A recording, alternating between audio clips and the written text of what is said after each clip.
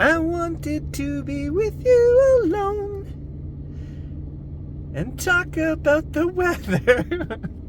Yeah, it's kind of crummy. Gotta love getting in the truck in the morning with the 80s station on. Yeah, takes me back. I'm old. I'm hoping the sun's coming up. We're gonna try to do some photography.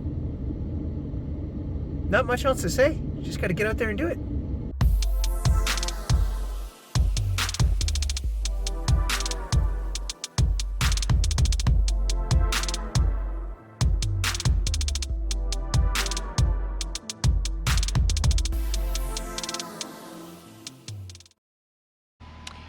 All right, good morning guys. The truck's just warming up here and we're gonna head out and do photography today. It's actually very windy, which I wasn't counting on. Lots of clouds up there. Not sure if the sun's gonna come out, but this is the vital week that we need to be going every day because peak color is out there.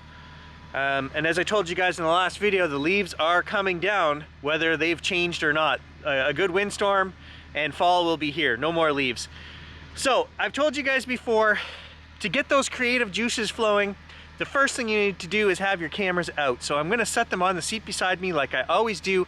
But if you can take a picture first thing in the morning, which I already did, right there on the hood of the truck. There's my first photo of the day, right there.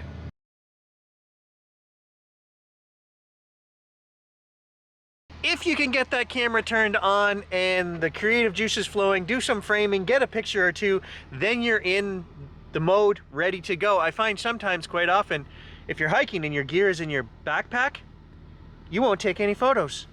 But once you get the camera out and get that first photo shot, it's easy to go from there. You know, you start seeing things everywhere you look. It's just hard to get started. Drone, 300 millimeter and 1728 wide millimeter, and Gary's bologna sandwich. As soon as these windows get defrosted, we're out of here. We're on the road, we're looking for sun and autumn color. The other thing you need to do is actually stop. I just saw a little scene out there in the field, and many times I get caught thinking, it's not good enough, I'm not gonna stop.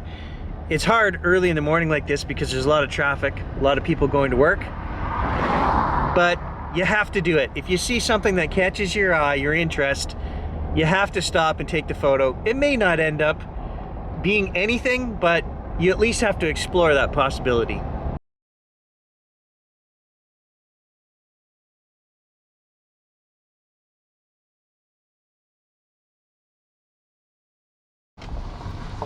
On a new back road here. I've never been here before.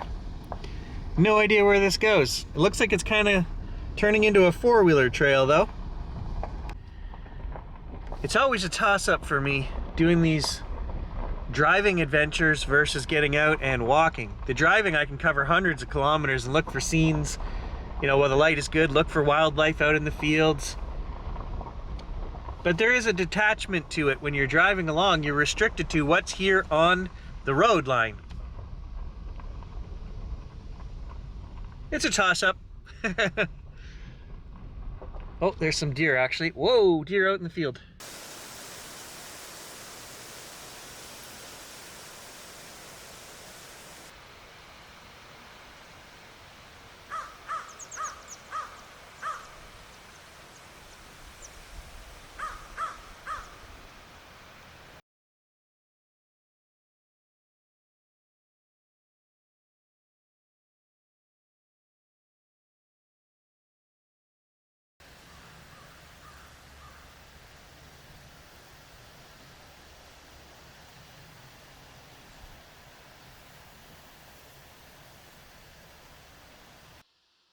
So nice just to sit here and listen to the breeze, watch those deer out in the field. There's actually a bunch of geese out there too. Real geese this time. I took a photo this morning. I was driving by, saw some geese out in the field, pulled over, took a picture, and then realized they were decoys. They weren't moving. Some guy was hunting geese this morning and I took a picture of his decoys. Those ones out there are real.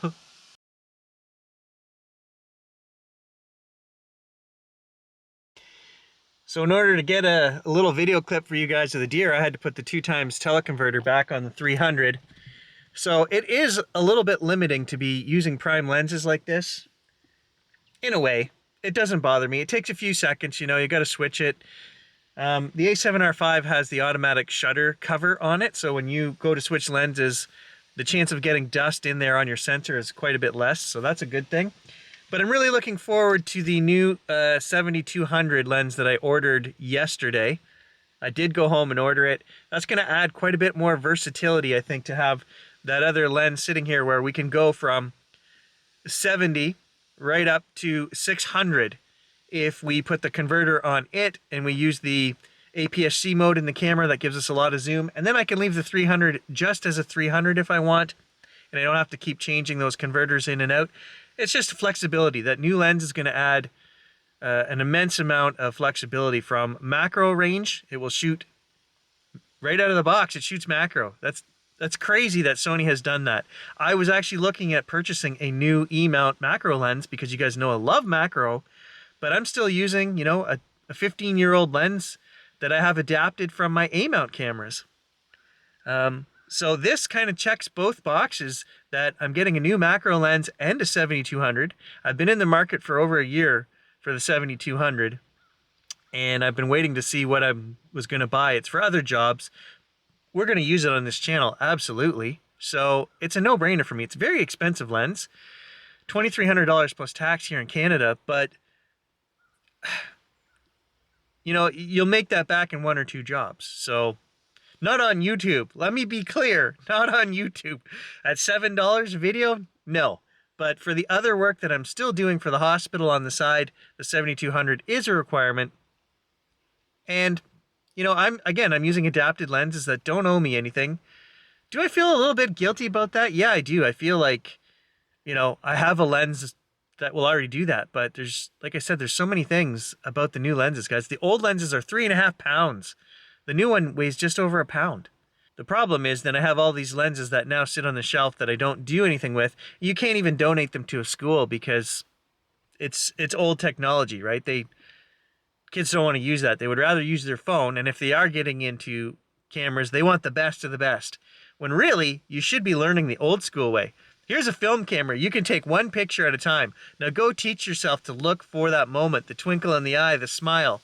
That's how the best photographers, that's how I learned. You didn't have 1,000 photos at the push of a button. You know, you had 24 and you had to select those moments. All right, I'm going to put the drone up and send it out there into the deer herd. And let's just see. There's a couple nice medium-sized bucks out there. Let's just put the drone over and get some drone footage of the area. I noticed everything is still really green.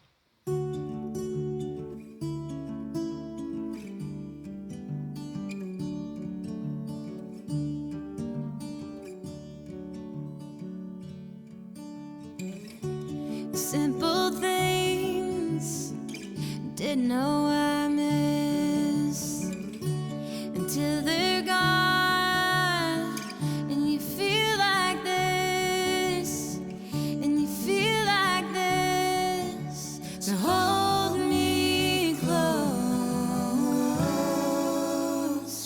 you bring me home.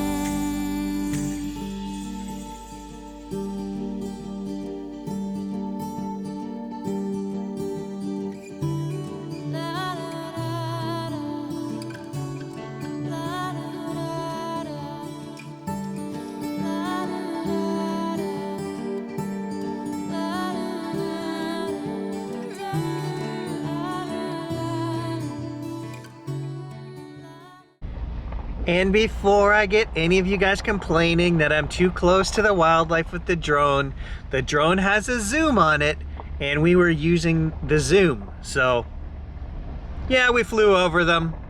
Did they care? No, they just stayed there eating. So we weren't disturbing them. I didn't hang around. We just got a cool shot. We can debate whether that's appropriate or not. It's the better kind of shot that Gary can take on a deer. Let's put it that way.